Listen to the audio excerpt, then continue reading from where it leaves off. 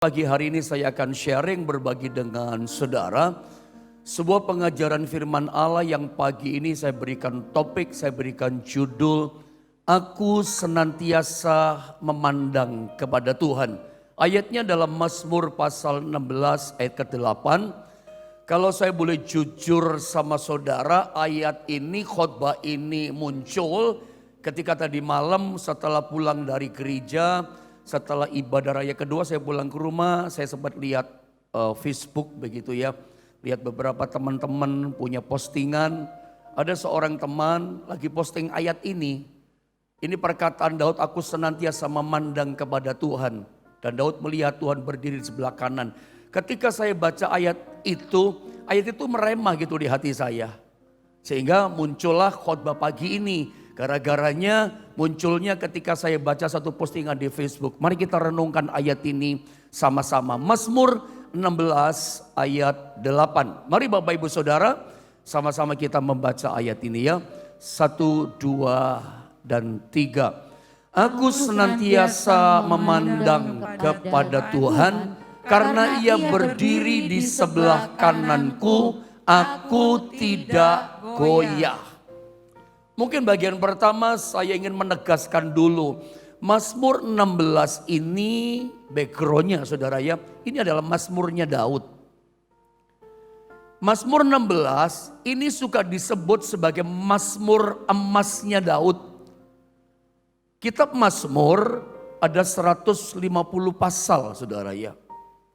Sebagian besar 150 pasal itu sebutlah 90%-nya Mazmur itu ditulis lahir oleh Daud. Ya. Ada Mazmur yang ditulis oleh Musa, ada Mazmurnya Salomo, ada Mazmurnya Bani Korah, Yedutun dan seterusnya. Tapi 150 pasal dari kitab Mazmur itu sebagian besar itu lahir ditulis nyanyian itu dari Daud. Dan dari sekian banyak gitu loh ya, Mazmur yang ditulis nyanyian oleh Daud ini itu hanya ada 6 pasal. Dari sebagian besar Mazmur yang banyak ditulis oleh Daud, itu cuma 6 Mazmur yang disebut Mazmur emas. Mazmur spesial, salah satunya Mazmur 16, disebutnya Miktam dari Daud. Miktam itu artinya adalah Mazmur emas. Untuk meyakinkan saudara, saya minta tolong sama multimedia, lihat ayat 1. Tadi saya gak sempat tulis ya, gak sempat pesan juga. Semoga multimedia bisa cepat menyediakan Mazmur 16 ayat 1. Lihat ayat ini, Miktam dari Daud. Ini isi doa, ini doa Daud. Doanya berkata begini, jagalah aku ya Allah, sebab padamu aku berlindung. Saya mau ingatkan sekali lagi, Miktam. Miktam itu artinya adalah Mazmur emas. Cuman 6 pasal, cuman ada 6 Mazmur emas yang ditulis oleh Daud. Dari begitu banyak Mazmur Daud, cuman 6 Mazmur emas. Dan Miktam atau Mazmur emas karena spesial, pengalaman pribadi dengan Tuhan, pengalaman yang berharga dengan Tuhan, pengalaman yang spesial dengan Tuhan. Daud gak lewatkan. Menjadi ingat-ingatan buat dia. Sampai yang namanya Miktam, Mazmur 6 tadi, Mazmur emas. Itu dituliskan Daud, itu dicatatnya di sebuah batu, di sebuah prasasti, di sebuah monumen dia tuliskan itu. Dan saya percaya bukan cuma di batu, di monumen dia tuliskan 6 Mazmur emasnya. Saya yakin Daud mencatatnya, menuliskan itu di hatinya besar-besar. Daud gak pernah lupa. Ada 6 pengalaman yang spesial buat Daud sampai menjadi Mazmur emasnya. Mazmur pasal 16 itu Miktam Mazmur emas Daud. Lalu Mazmur 56, Mazmur 57, 58, 59, 60. Genap 6 Mazmur emas. Ya, itu Miktam Daud. Mazmur 16 itu doanya Daud minta pertolongan perlindungan. Temanya masih sama isunya, dikejar-kejar oleh Saul. Keadaan hidup yang tidak menunjang, keadaan situasi hidup yang tidak baik, terpojok dalam keadaan maut, terancam nyawanya. Lahir Miktam Daud, Mazmur emas, bagaimana Tuhan menyelamatkan Daud. ya, dari maut itu saudara. Mazmur 56 masih sama, tapi isunya berbeda. Dia ditangkap sama orang Filistin di Gat. Sebagai contoh saja ya, saya tunjukkan. Ini Miktam. Mazmur 56 bisakah disediakan oleh multimedia? Ayat 1 lagi saya baca ya, perhatikan ya. Untuk pemimpin biduan, supaya Anda ngerti maksud saya. Menurut lagu, lihat, merpati di pohon-pohon tarbantin yang jauh. Miktam dari Daud, Mazmur emas dari Daud. Ini yang kedua. Ketika orang Filistin menangkap dia di Gat, dia berdoa dalam Mazmur emas, dalam bentuk Mazmur nyanyian penyembahan pujian. Kasihanilah aku ya Allah, sebab orang-orang menginjak-injak aku. Saul injak-injak dia. Sekarang musuhnya Israel, musuhnya Allah, musuhnya dia. Orang Filistin nginjak-injak dia. Sepanjang hari orang memerangi aku dan menghimpit aku. Kondisi terpojok. Kondisi hidup yang tidak baik, kondisi hidup yang tidak menunjang, malah lahir Mazmur spesial. Nanti kalau Anda baca pasal 57, pasal 58, pasal 59, pasal 60, itu semuanya Miktam genap 6. Kapan Miktam spesial emas itu lahir? Ketika terpojok. Ketika nyawanya terancam, ketika keadaan hidup tidak menunjang, semua tinggalkan dia. Tapi Daud merasakan, tetapi Tuhan menolong aku, tetapi Tuhan menyelamatkan aku. Makanya dia tuliskan sampai di sebuah batu monumen, pertolongan Allah, perlindungan Allah yang luar biasa, belas kasihan Allah buat dia. Dia tulis besar-besar, dalam-dalam di sebuah prasasti batu, supaya dia ingat Tuhan itu baik. Saudara, justru lahir Mazmur spesial, puji-pujian yang spesial, itu justru masa terpojok. Ketika nyawanya terancam, ketika kondisi sikon hidupnya Daud tidak baik, justru Daud kita belajar, dia meningkatkan kata-kata pujian pada Tuhan. Pelajari kitab Mazmurnya Daud, semua Mazmur Daud, itu lahirnya justru bukan dalam keadaan baik-baik saja. Hampir semua Mazmur Daud ketika terpojok terancam mengalir kata-kata pujian. Saya suka bilang sama saudara, Tuhan itu paling senang saudara ya. Tuhan itu paling suka dengan orang yang bergerak imannya yang above average seperti ini. Imannya bergeraknya di atas rata-rata. Tuhan paling senang dengan orang yang punya iman yang luar biasa. Bergeraknya di atas rata-rata, Tuhan paling suka. Kita itu, saya yakin kalau saya tanya sama saudara, saudara rindu gak, ingin gak saudara mengalami berkat yang luar biasa? Saudara rindu tidak pagi ini engkau mengalami mujizat, mengalami perkara yang luar biasa yang dikerjakan oleh Tuhan? Rindu gak, ingin gak saudara? Pasti jawaban kita berkata, amin Pak Pendeta, saya ingin mengalami perkara yang luar biasa dari Tuhan. Nah masalahnya kita itu payahnya begini, kita ingin berkat yang luar biasa, kita ingin mujizat yang luar biasa, tapi kitanya, iman kita bergeraknya cuman biasa-biasa. Saudara gak bisa dong. Kita ingin berkat yang luar biasa, ingin ditolong Tuhan dengan mujizat yang luar biasa, tapi kitanya itu biasa dengan Tuhan, nggak bisa. Lewat firman Allah, saya lepaskan sama saudara. Saya ingin berkata tegas begini, saudara harus stop. Anda dan saya harus berhenti jadi orang Kristen yang biasa-biasa saja. Stop. Mulai sekarang belajar, aku mau jadi orang Kristen yang luar biasa. Maksudnya bagaimana?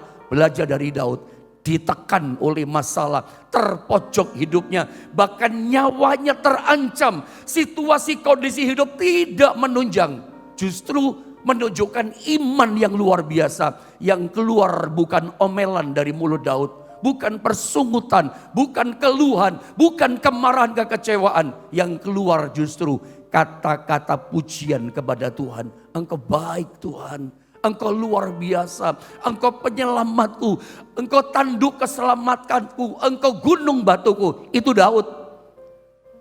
Kalau Anda, saya kasih contoh, saya suka bilang sama saudara, lihat perempuan sakit pendarahan. Sakitnya luar biasa dia. Masalahnya luar biasa. Tapi perempuan pendarahan 12 tahun. Dia juga ngalami mujizat yang luar biasa. Kita tahu itu. Bagaimana dia ngalami perkara luar biasa, mujizat luar biasa. Dia datang kepada Tuhan dengan iman yang luar biasa. Dia berkata, asal ku jamah ujung jubah Yesus, aku pasti sembuh. Untuk pegang jubah itu resikonya besar. Itu tindakan yang unusual action. Itu tindakan yang luar biasa yang gak lazim. Dia pendarahan kok, gak boleh dekat orang. Itu kalau nekat bisa dirajam sama batu. Kalau ketahuan dia pendarahan. Dia terus mengeluarkan rehan darah. Tapi dia nekat. Sampai berhasil menjamah ujung jubah Yesus. Anda tahu ketika dia jamah jubah Yesus. Itu kuasa mengalir tanpa ditupang tangan. Langsung berhenti pendarahannya. Padahal tabib berkata angkat tangan gak bisa sembuhkan dia. Harta sampai habis. Dokter tabib gak bisa menyembuhkan. Bagaimana cara dia sembuh? Menjamah jubah Yesus. Sampai Yesus berkata kepada murid-muridnya, siapa yang menjamah aku? Murid-murid berkata, kenapa engkau bertanya seperti itu? Semua orang menjamah engkau. Yesus berkata, enggak. Ada seorang menjamahku dengan cara luar biasa. Wanita itu langsung ngaku, aku Tuhan yang menjamah engkau. Ibu, imanmu menyelamatkan engkau. Dia sembuh dan selamat. Bukan cuma sembuh, terima keselamatan. Kalau Anda ingin mengalami perkara luar biasa, bergeraklah luar biasa dalam iman. Ada seorang dicatat di Alkitab ya, contoh sekali lagi ya. Ada seorang perempuan yang terkenal dengan dosanya. Bahkan diperkirakan, ditafsirkan perempuan ini pelacur. Tapi ketika bertemu sama Tuhan, dia bersuka cita. Yesus berkata, imanmu menyelamatkan kau. Dosamu diampuni, maksud saya. Yesus berkata dosamu diampuni. Padahal kalau kita baca ayat itu, perempuan itu ketika datang ya, dia basahi kaki Yesus dengan air matanya. Ada tahu cerita itu? Dia seka kaki Yesus yang ada air mata itu dengan rambutnya. Bagi seorang wanita rambut itu mahkota, kemuliaan. Tapi dia seka kaki Yesus dengan air mata yang dia basah itu dengan rambutnya. Sehingga Yesus berkata, dosamu diampuni, hai ibu, dosamu diampuni. Padahal dia gak minta. Baca di Alkitab, kita gak menemukan satu kalimat pun, satu kata dia minta diampuni. Dia gak minta, tapi Tuhan berkata, dosamu diampuni. Dan itu adalah kebutuhan yang paling pokok. Itu adalah kebutuhan yang paling utama dari pelacur orang berdosa ini. Kok dia menerima sesuatu yang luar biasa dari Tuhan? Dia melakukan tindakan yang namanya unusual action. Yang gak lazim, yang orang gak buat, dia buat. Kalau Anda ingin mengalami perkara luar biasa, stop, berhenti sampai di sini. Jadi orang Kristen yang luar biasa. Jangan kena masalah, kebentur kesulitan, ngomel kita. Justru belajar dari Daud, Miktam Daud. Dihantam kesulitan, situasi hidup tidak menunjang. Yang keluar apa? Kata-kata pujian, yang dikuatkan iman, yang dikuatkan kata pujian kepada Allah. Lahir Mazmurnya Daud ketika terpojok, semua nyawanya keadaan terancam. Justru lahir kata pujian. Ini menarik, mari kita lihat kalimat-kalimat miktamnya, Mazmur emasnya Daud. Kalimat pertama dikatakan, aku senantiasa memandang kepada Tuhan. Aku senantiasa memandang kepada Tuhan. Mari kita pelajari apa maksudnya kata aku senantiasa memandang. Memandang itu apa sih arti kata yang lain? Kata persamaan kata memandang itu apa? Mungkin kita mengartikannya melihat atau menatap. Atau Anda tahu kata yang lain lah, kita sama-sama tahu dalam terjemahannya KBBI ya. Memandang itu melihat atau menatap. Tapi Daud berkata begini, aku senantiasa memandang. Apa artinya senantiasa memandang kepada Tuhan? Senantiasa memandang itu artinya melihat atau menatap terus menerus kepada Tuhan. Terus menatap kepada Tuhan, terus melihat kepada Tuhan. Inilah yang kita sebut, kita beri nama fokus. Ketika nyawanya terancam, ketika Daud hadapi kesulitan yang berat, ketika kehidupannya gak menunjang untuk keadaan baik, situasi hidup yang gak baik, keadaan yang berat masalah dihadapi oleh Daud. Daud itu fokusnya bukan memandang masalahnya. Kita belajar di sini. Fokusnya Daud bukan memandang kesulitannya, tidak. Justru dalam situasi keadaan buruk yang tidak baik, fokusnya Daud Daud terus menerus melihat Tuhan. Terus fokusnya kepada Tuhan, memandang kepada Tuhan. Mari belajar dalam kehidupan kita. Kalau kita mengalami situasi masalah yang buruk, yang kita lihat bukan masalahnya di depan mata. Bukan kesukaran kita yang kita lihat. Gantilah fokus kita pada Tuhan. Lihat Tuhan, terus memandang kepada Tuhan. Mazmur Daud ini rahasia kesuksesan Daud. Tahukah saudara, miktam mazmur emasnya Daud ini sampai diukir di batu, diukir di hatinya. Ini rahasia kesuksesannya Daud kalau Anda tahu. Inilah rahasia kemenangan kehidupan Daud. Inilah rahasia Daud seorang gembala kambing domba dipromosikan tinggi oleh Tuhan. Imannya bukan iman main-play. Justru dalam kesulitan dia itu melihat Tuhan, memandang fokus terus kepada Tuhan. Dan ternyata begini, hidup kita, kenapa sih Daud memandang kepada Tuhan? Ternyata hidup kita itu dipengaruhi dengan bagaimana cara memandang kita. Makanya ini rahasia kemenangan Daud. Kenapa Daud memandang terus kepada Tuhan? Bukan memandang kepada kesukarannya. Bukan memandang kepada kesulitannya berat. Justru dia fokusnya terus memandang kepada Tuhan. Terus melihat kepada Tuhan. Tuhanku hebat, Tuhanku besar, Tuhan yang menyelamatkan hidupku. Dia juga Tuhan yang menolong aku. Bukan memandang masalah, memandang imannya kepada Tuhan. Kenapa dia memandang kepada Tuhan? Ternyata begini, hidup kita itu ternyata dipengaruhi dengan bagaimana cara kita memandang. Satu kali mungkin kita melihat orang sedang ketakutan. Kenapa orang itu ketakutan? Sederhana, karena orang itu baru saja melihat sesuatu yang menakutkan buat dia. Makanya dia ketakutan. Pasti begitu kan, sederhana saja logikanya. Kalau kita melihat seseorang dengan wajah mimik, wajah ketakutan, jelas dia barusan melihat sebuah peristiwa yang sangat menakutkan dia. Makanya dia jadi takut. Coba bandingkan terbalik begini, ketika kita memandang sesuatu yang membangkitkan iman kita. Kenapa iman kita bangkit? Karena barusan kita melihat sebuah peristiwa yang membangkitkan iman, maka iman kita jadi bangkit. Mari saya kasih contoh bahwa cara kita memandang kita kepada sesuatu itu mempengaruhi dunia kita. Cara kita memandang sesuatu itu mempengaruhi masa depan kita. Cara kita memandang sesuatu itu mempengaruhi kehidupan kita. Hidup kita jadi bagaimana, hidup kita jadi seperti apa ke depan. Dipengaruhi cara memandang kita. Siapa yang kita pandang, siapa yang kita lihat. Kalau kita memandang kesukaran ekonomi, sukar betul kita. Jadi kecil, kita gak berdaya. Cara memandang kita menentukan masa depan, bahkan dunia kita, hidup kita dipengaruhi oleh cara memandang kita, siapa yang kita pandang. Saya kasih contoh dalam cerita perjanjian baru tentang Petrus dengan temannya Rasul Yohanes menyembuhkan seorang yang lumpuh sejak lahir di pintu gerbang indah di depan bait Allah. Mungkin saya baca sedikit ini ayat bisa ya. Kisah 3 ayat 1-10 cukup panjang ya, tapi coba saya baca karena sebuah cerita mungkin saya gak bisa potong ini. Saya baca dulu ya.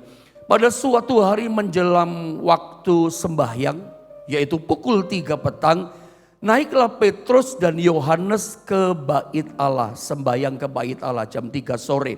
Ayat 2, di situ ada seorang laki-laki yang lumpuh sejak lahirnya, jelas ya, lumpuh sejak lahir, jadi kakinya kecil dong. Dia gak pernah jalan, gak pernah bisa jalan. Jadi kekurangannya di kaki. Sehingga ia harus diusung, diangkat. Tiap-tiap hari orang itu diletakkan dekat pintu gerbang bait Allah yang bernama Gerbang Indah. Untuk meminta sedekah, jadi pengemis kepada orang yang masuk ke dalam bait Allah. Ayat yang ketiga. Ketika orang itu melihat, pengemis itu melihat bahwa Petrus dan Yohanes hendak masuk ke bait Allah, ia meminta sedekah.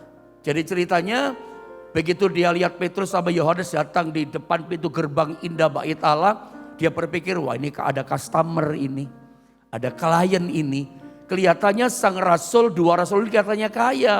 Biasalah kayak hamba Tuhan kan, parlente pakai, wah ini orang punya duit. Semangat si pengemis ini, nggak tahu siapa namanya. langsung pasang badan, pasang mimik wajah melas. Pak, minta sedekah Pak, belum makan Pak, mau beli makan untuk makan malam Pak. Dan lihat saudara ya, dia pikir ini orang kaya. Lalu lihat ayat yang keempat. Mereka menatap dia, Petrus dan Yohanes menatap pengemis ini yang lumpuh sejak lahir. Dan Petrus berkata begini, lihatlah kepada kami. Karena Petrus berkata, lihat kepada kami, tatap kepadaku, kata Petrus. Maka bangkit harapan daripada pengemis. Lihat ayat yang kelima. Lalu orang itu menatap mereka, menatap dua rasul dengan harapan, bangkit harapan, mendapat sesuatu dari mereka. Si pengemis berpikir, wah betul orang kaya ini, duitnya banyak, suruh pakai lihat segala. Karena kalau kita kasih orang minta-minta, gak pernah kan kita berkata, Pak, Bu, lihat saya dulu, gak pernah kan. Kita kasih aja. Serela kita kasih sama dia. Kita hampir memang gak pernah kita berkata, Pak minta apa? Lihat saya dulu. Enggak. Kita gak pernah kasih harapan seperti itu. Tapi hari itu Petrus menatap si pengemis berkata, tatap aku, lihat mataku. Lalu si pengemis melihat kepada tatapan mata Petrus. Petrus berkata begini, sama-sama Bapak Ibu Saudara kita baca ayat yang ke-6. Mari baca keras, 2, 3. Tetapi Petrus berkata, emas dan perak tidak ada padaku. Tetapi apa yang kupunyai, kuberikan kepadamu. Demi nama Yesus Kristus orang Nazaret itu, berjalanlah. Terus ayat yang ke-7 sama-sama. Ia melonjak berdiri, lalu berjalan kian kemari dan mengikuti mereka ke dalam bait Allah. Berjalan dan melompat-lompat serta memuji Allah dan seterusnya. Anda lihat bagaimana caranya si lumpuh sejak kecil ini langsung bisa berjalan. Ini mujizat loh, mujizat yang spontan, mujizat yang langsung terjadi. Ini mujizat yang spesial, ya. Ini mujizat yang luar biasa. Bagaimana caranya si lumpuh menerima mujizat yang spontan luar biasa. Menatap, melihat mata Petrus. Perhatikan, Petrus seorang rasul yang memahami tentang memandang. Mengerti tentang kuasa melihat, kuasa memandang. Itu mempengaruhi kehidupan seseorang. Makanya Petrus berkata, tatap aku, lihat mataku. Konon katanya orang tua kita mengajari, kalau pengen tahu hati seseorang, pengen lihat hidup seseorang seperti apa dia, tatap matanya, lihat matanya. Kalau kita lagi tanya-tanya sama anak kita, bener gak anakku ngomong, jujur gak, bohong gak dia. Karena baru melakukan sesuatu, kita lihat mata anak kita, lihat matanya papa, lihat matanya mama. Ketika kita lihat mata anak kita bisa tahu kurang lebihnya, ini bener gak ngomongnya atau bohong dari matanya. Petrus memahami kuasa memandang, kuasa melihat. Makanya Rasul berkata begini, tatap mataku. Dia ngalami mujizat bisa spontan luar biasa. Itu dengan media, begitu kira-kira bahasa saya ya. Dengan saluran, medianya apa? Memandang, lihat aku. Begitu dia melihat mata Petrus, itu kekuatan Allah mengalir. Itu iman terimpartasi mengalir. Ini orang jadi percaya, lihat kepadaku. Lalu Petrus berkata, demi nama Yesus, emas dan perak tidak ada padaku. Tetapi demi nama Yesus orang Nazaret, berjalanlah kamu. Dipegang tangannya, langsung kuat mata kakinya, langsung jalan, langsung melompat, langsung ikuti langkahnya Petrus masuk bait Allah, langsung kuat loh.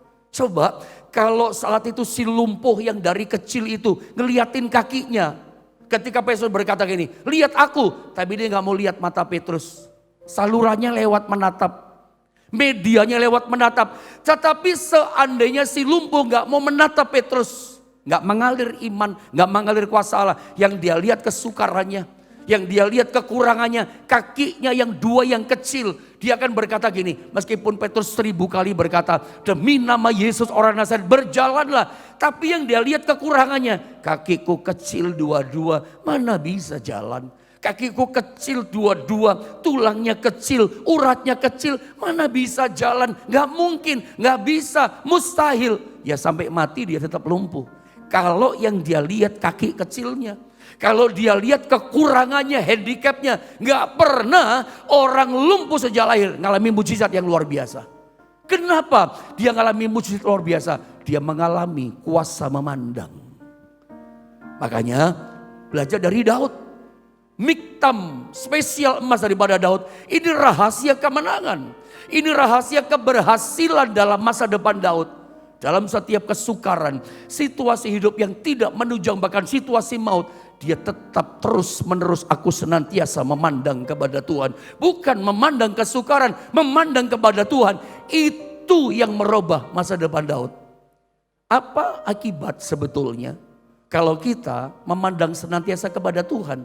Kan Daud berkata begini, aku senantiasa memandang kepada Tuhan. Apa hasilnya?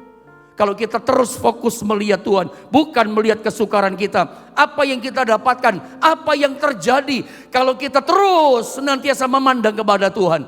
Apa yang terjadi sama kita? Kita akan melihat Tuhan di sebelah kanan kita. Coba kita baca ulang sekali lagi ayat ini ya.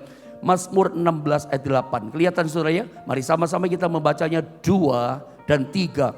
Aku senantiasa memandang kepada Tuhan. Terus. Karena ia berdiri di sebelah kananku, aku tidak goyah. Hasilnya adalah kalau kita memandang terus kepada Tuhan, bukan memandang masalah kita yang berat, situasi kita yang berat. Nanti kita akan ganti gini, kita memandang Tuhan ada di sebelah kanan. Ada lagu berkata, kiri kananku ada Tuhan. Sekelilingku ada Tuhan, dalam hidupku ada Tuhan, Yesus selalu bersamaku. Saudara, karena Daud memandang kepada Tuhan, dia berkata, dia melihat Tuhan ada di sebelah kanan. Saya kalau gak salah pernah ya mengajarkan sama saudara tentang pelajaran tentang ayat ini. Kalau gak salah tentang hadirat Tuhan. Daud itu seperti memberikan alamat sama Tuhan di sebelah kanan. Kita tahu Tuhan itu omnipresent, dia maha hadir di mana saja dia ada. Tetapi memang kalau ditanya alamatnya Tuhan di mana? Ya rata-rata kita akan menjawab alamatnya Tuhan di sorga. Makanya kita berdoa, Bapa kami yang ada di sorga. Karena kita tahu sesungguhnya alamatnya Tuhan kita, Bapa kita di sorga. Itu alamatnya Tuhan. Harusnya ngomong melihat Tuhan di sorga karena alamatnya di sorga. Dalam Mazmur 16 di ayat yang ke-8 Daud memberikan alamat sama Tuhan bukan di sorga. Alamatnya di mana? Aku melihat dia berdiri di sebelah kananku. Sejak Mazmur pasal 16 ditulis, sejak miktam emas Daud itu lahir, Daud itu memberikan alamat Tuhan itu di sebelah kanan. Dan anehnya gitu loh, Tuhan tidak marah sama Daud. Enggak disambar geledek, kosong mati Daud. Enggak, Tuhan tidak murka, Tuhan tidak marah. Kalau misalnya Tuhan gak senang, sesat lu Daud. Aku gak suka seperti itu. Wow, akan disambar itu Daud. Akan mati itu Daud oleh murka Allah. Tapi gak dapat murka. Tuhan senang-senang saja. Dari mana Daud ini bisa memberikan alamat pada Tuhan? Saya percaya cuma satu sebenarnya, roh Allah dalam dirinya. Pewahyuan lewat Roh Kudus. Orang bernama Daud kasih alamat sama Tuhan dan Tuhan tidak marah. Dan sejak Mazmur 16 ayat 8 ditulis lahir Mazmur Miktam, Mazmur emas Daud. Disinilah alamat Tuhan. Dia ada di sebelah kanan. Kanan itu bicara posisi dekat. Dia dekat dengan kita. Sebetulnya Tuhan itu ada bukan di masalah kanan atau kiri, utara, selatan, barat, timur. Tuhan itu ada bahkan dalam hidup kita, sekitar kita. Dimanapun kita berada Tuhan ada. Tapi dalam ayat ini untuk pendekatan, untuk meyakinkan imannya gitu kira-kira sederhananya. Untuk meyakinkan dia ada dekatku, dia ada di sebelah kananku. Saya suka ajarkan sama saudara, Tuhan yang tak pernah tinggalkan kita. Tuhan yang tak pernah membiarkan kita dalam segala keadaan. Dia selalu ada. Terima keberadaan Tuhan ada di sebelah kanan kita. Maksudnya adalah dia ada di dekat kita. Bukan arahnya pengertian kita. Dia itu ada di dekat kita. Salah satu pengertian kanan. Coba lihat Mazmur 118 ayat 16. Banyak ya pengertian kanan. Salah satunya misalnya Mazmur 3 ayat 16. Amsal misalnya. Ya. Umur panjang ada di mana saudara? Tangan kanannya, di tangan kirinya kehormatan kejayaan. Umur panjang. Itu bicara kehidupan kita kan. Itu ada di tangan kanannya Tuhan, ada di dekatnya Tuhan. Mazmur 118 ayat 6 berkata begini, 16, tangan kanan Tuhan berkuasa meninggikan tangan kanan, ya. Tangan kanan Tuhan melakukan keperkasaan. Kanan di sini bicara otoritas. Aku melihat Tuhan berdiri di sebelah kananku. Kanan bicara kuasanya. Kanan bicara kekuatannya. Makanya Yesus telah naik ke sorga. Posisinya di sebelah kanan Allah Bapa. Otoritas, kuasa, kekuatan sebagai Mesias, anak Allah yang hidup. Jadi ketika Daud berkata, ini hasil yang kita dapatkan.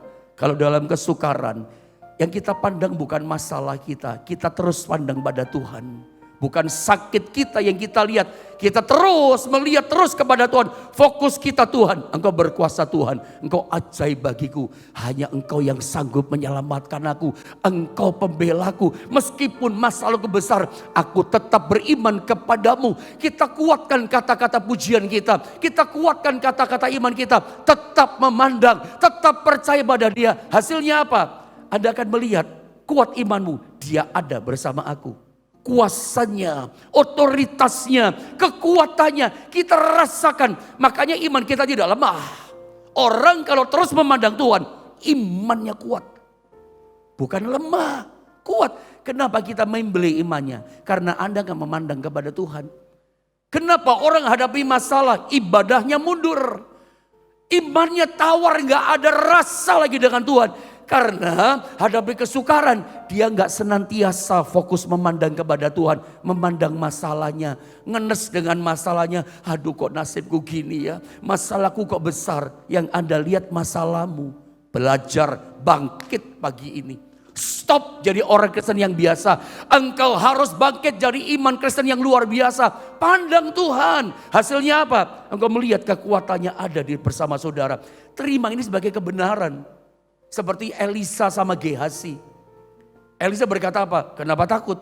Yang menyertai kita lebih besar. Ketika dikepung sama tentara Aram. Gehazi hambanya ketakutan. Elisa tidak takut. Kenapa?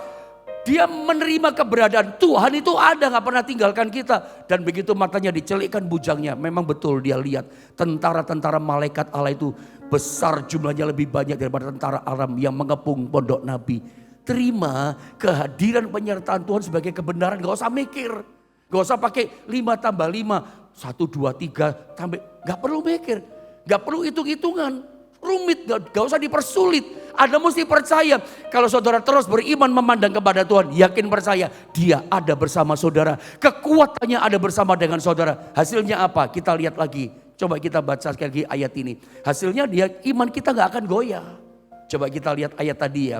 Mazmur 16 ayat 8. Saya baca ulang sekali lagi. Aku senantiasa memandang kepada Tuhan. Mazmur 16 ayat 8 ya. Karena Ia berdiri di sebelah kananku, akibatnya apa? Aku tidak goyah. Kenapa orang goyah? Gak memandang kepada Tuhan. Saya kasih contoh yang terakhir, waktu terbatas.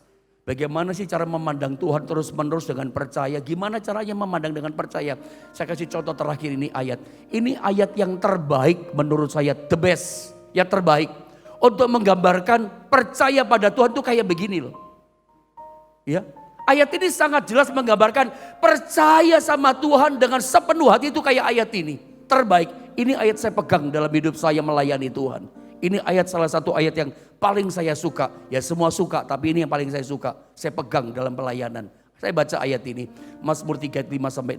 Percayalah kepada Tuhan dengan segenap hatimu. Bagaimana caranya percaya dengan segenap hati? Dan jangan bersandar kepada pengertianmu sendiri, ini yang paling susah. Kalau kita percaya dengan segenap hati, bersandar bukan pada pengertian kita. Ini kalau orang pintar S1, S2, S3 ini paling sulit dia. Selalu mengandalkan kepintaran, gak mungkin mana bisa. Kalau kita bisa percaya dengan segenap hati, gak bersandar kepada pengertian kepintaran kita, hasilnya ini. Sama-sama kita baca ayat yang ke-6, 2, 3. Akuilah Dia dalam segala lakumu, maka Ia akan meluruskan jalanmu. Yang bengkok jalannya diluruskan. Gimana sih caranya percaya dengan segenap hati, gak bersandar pada pengertian? Kalau Anda naik pesawat, contoh yang paling gampang ya, Anda harus punya tiket. Nah pada waktu check-in, saya yakin pada waktu check-in itu ada pasrah kan. Ada nggak pernah tanya kan, pak, bagian check-in loh yang jaga itu. Ini pesawatnya udah diisi bahan bakar belum? Pernah tanya? Nggak mungkin Anda tanya. Pilotnya siapa namanya? Lulusan penerbangan di sekolah mana? Lulus dengan bagus nggak? Anda nggak tanya kan istrinya siapa? Anda nggak pernah tanya data-datanya kualifikasi pilot yang driver pesawat. Pilotnya siapa? Pokoknya kita sudah dikasih boarding pass, kita naik pesawat, kita duduk nyandar. Kita percaya kalau tujuannya Surabaya, Jakarta, nanti kita percaya pasti landing. Pasrah bongkoan. Itu loh berserah percaya dengan segenap hati. Pokoknya berserah. Sama dengan Anda makan di rumah makan. Pernah tanya gak sama kokinya? Tadi pernah tanya gak sama pelayannya? Kokinya tadi masak cuci tangan gak? Waktu ke WC cuci tangan gak? Gak pernah tanya kan? Anda gak tahu kan itu ada racun apa enggak, ada makan saja kan. Gak pernah Anda tanya. Itu namanya percaya kan. Kita suka praktek setiap hari sebetulnya. Nah percaya segenap hati itu kayak begitu loh. Gak bersandar pada pengertian. Gak banyak tanya, percaya saja. Singkat begini, karena waktu. Kalau kita bisa percaya model begini, bersandar penuh pada Tuhan. Tuhan meluruskan jalan kita. Dia cerita Yusuf dibuang di sumur, dijual jadi budak, masuk penjara difitnah. Rasanya bengkok-bengkok jalannya. Tapi tetap percaya pada waktunya diluruskan jalan sama Tuhan. Dari penjara diangkat menjadi orang kedua, jadi raja muda di Mesir. Diluruskan. Siapa di antara saudara yang rumah tangganya gak lurus, bengkok keadaannya. Rumah tangganya bengkok, ekonominya bengkok gak karuan, bulat semuanya. Keuangannya bengkok muter. Pagi ini saya berdoa Tuhan akan luruskan, ditata menjadi baik. Ujungnya kemanisan kebaikan Tuhan nyatakan. Kuncinya apa? Memandang dengan percaya kepada Tuhan. Jangan memandang kepada masalah kekurangan kita. Pandang Tuhan. Tuhan akan meluruskan setiap jalan kita.